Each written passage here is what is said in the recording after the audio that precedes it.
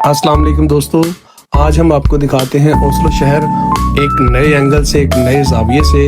अंग्रेज़ी में एक मुहावरा है बर्ड्स आई व्यू, तो हम आज आपको इसका एक तायराना नज़र से इसको दिखाते हैं। और ये मौका दिया हमें hop on hop off bus service ने। ये साइट सीइंग के लिए है और स्पेशली टूरिस्ट के लिए बनाई गई है जो कि ओस्लो सिटी को देखना चाहते हों और उसके मुख्तलिफ मुकामात से गुजरना चाहते हों कम वक्त में, और साथ साथ उसकी इंफॉर्मेशन लेना चाहते हों, तो उसके लिए बस सर्विस हाजिर है जो आपको प्रोवाइड करती है एक हेडफोन, एक हैंड फ्री, और जिसको आप लगा के दुनिया की 10 ज़ुबानों में इस शहर का तारुफ सुन सकते हो। साथ में शहर की गलियों से, सड़कों से गुजरना है और साथ में आपको इस हर मुकाम का, हर मारूफ और हर मसरूफ मुकाम की तारीख, अहमियत, सारा कुछ बताया जाता है। ये खूबसूरत और मालूमाती सफ़र शुरू होता है कार्ल योहान गाता से।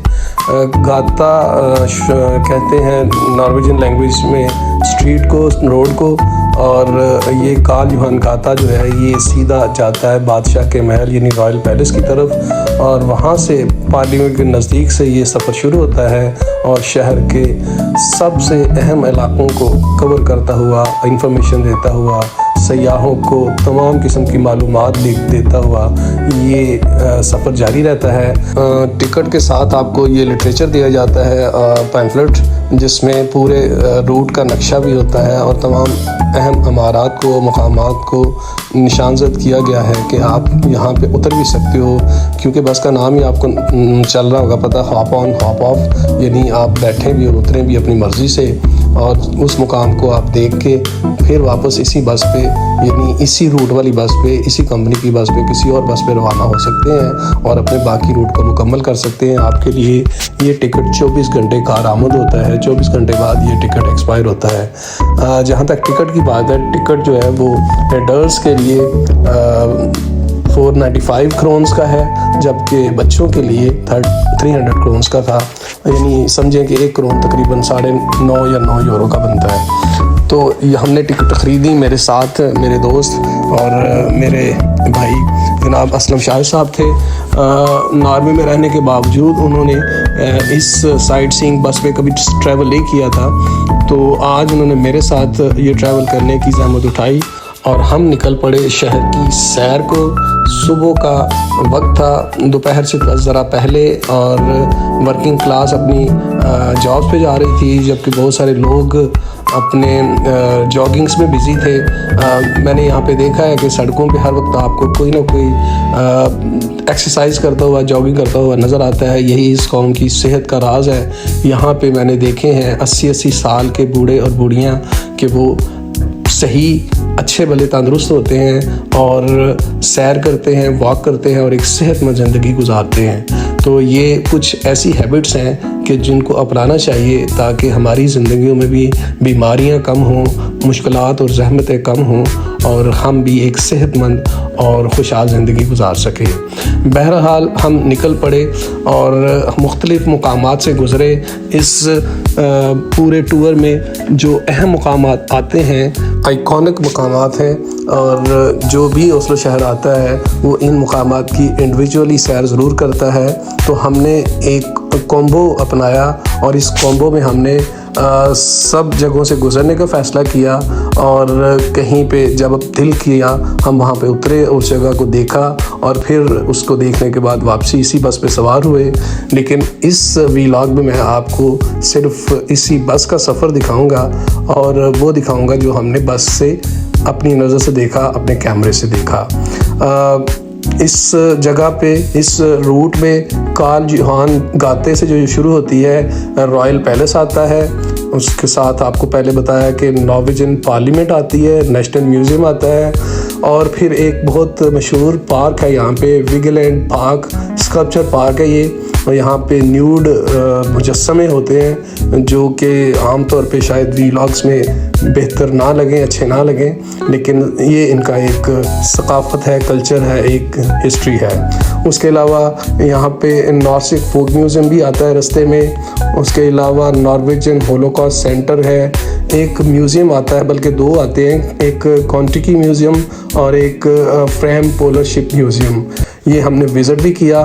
बहुत अच्छी जगह है देखने वाली, कॉन्टिकी में भी और फ्रेम पोलर म्यूज़ियम में भी। तो उसके बाद जो मज़ीद इम्पॉर्टेंट जगह आती हैं वो नासिक फोक म्यूज़ियम के अलावा हाँ कलर लाइन टर्मिनल है, जहाँ पे कलर लाइन शिप खड़ा होता है जो कि ओस्लो से जर्मनी रोज़ाना ट्रैवल करता है और जर्मनी से वापस ओस्लो आता है।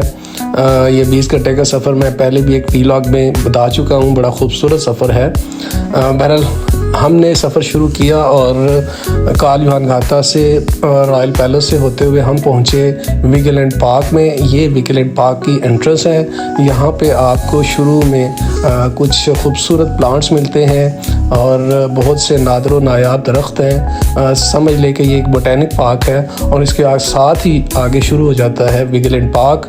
चूँकि ये मैं पिछली दफ़ा देख चुका था तो यहाँ पे तो हम नहीं उतरे और हम इसी सफ़र को जारी रखते हुए आगे की तरफ बढ़ गए।